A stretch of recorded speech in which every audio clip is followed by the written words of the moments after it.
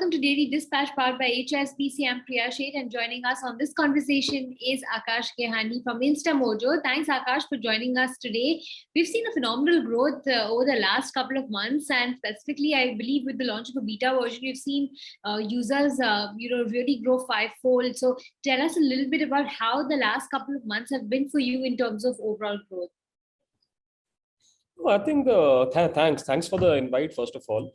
So yeah, I think the last couple of years have been very interesting, right? First, like a couple of years back when we launched a new product, or rather, essentially just working on it. We did kind of a private, alpha launch with our existing set of users, and to get their feedback, to get the experience right. And I think it's only been about a year now, right? Through early to middle of last year is when we started, going out in the market and essentially opening it up for everyone else. And I think the response has been great, right? I mean, we've been seeing a lot of growth.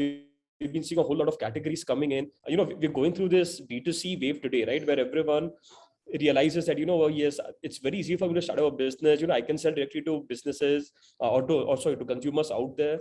At the same time, there are a lot of tools available for me, right? In terms of marketing, social media, all of it. So I think we've seen a lot of growth over there.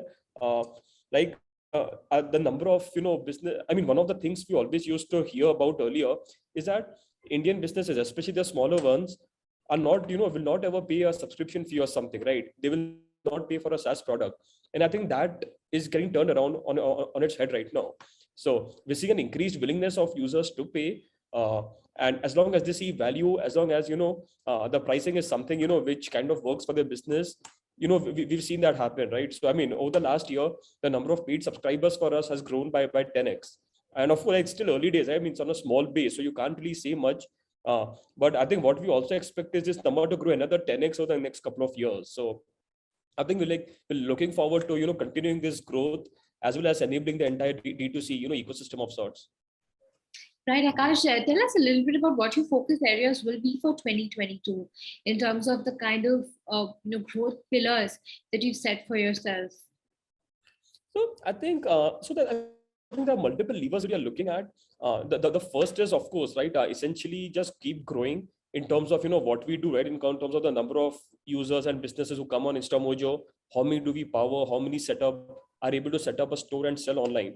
So I think the first is just to be able to grow this. So far, what we've seen, right, when we talk about we've seen a decent amount of growth over the last year or so. Most of it has been organic, right? So this is without us really putting a lot of effort about it in terms of marketing and others, right? What we've also been doing for the last few months is getting our marketing playbook right. So I think right now what we'll do, so one thing that we'll do for this year is not just organic growth, also inorganic growth, right? Wherein we are a little more proactive, we put in the effort of going out there, we have a very strong channel partnership program, a few other things that we are working on. So some of these will help us scale up on this better and faster. So I think that's one, which is just growing the existing base on what we have. The other is also in terms of providing more services and products to these businesses, right? So what we've seen is, as a small business, as you get started, you need help with a lot of things, right? You do not really know how to market out there. You need help with you need help with your social media engagement and stuff, right? And there are a lot of other things, just the ability to be able to have a very professional website and all. So these businesses need a lot of additional services on the marketing side, and we are looking to fulfill them, right? So we're doing them in a couple of ways. One is through our products and additional plugins that we're building on, or I would say multiple apps that we're building on top of Instamojo, which is going to be helping them do this.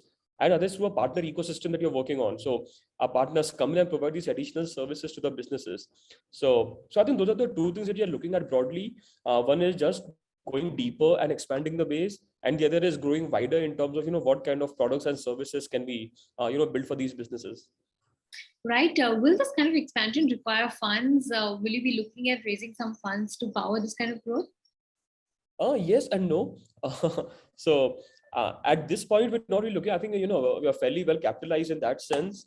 The idea is to keep doing this. I mean, so I think with the current growth that we are seeing, fortunately for us as a company, we've always been very strong on revenues, right? As in we always had it as as a DNA to build a sustainable business, right? So we're not like too far off in terms of how much do we burn and all, right? Yes, so I think at that we don't need to at this point of time. But yes, as things keep growing, maybe after a certain period, right, it could be maybe towards the end of this year, maybe sometime around that is when we'll consider going out and raising money. But as of this point, we don't really, feel the need to do so. Right. Tell us a little bit about how revenue growth has been and what kind of revenue targets have you set for yourself?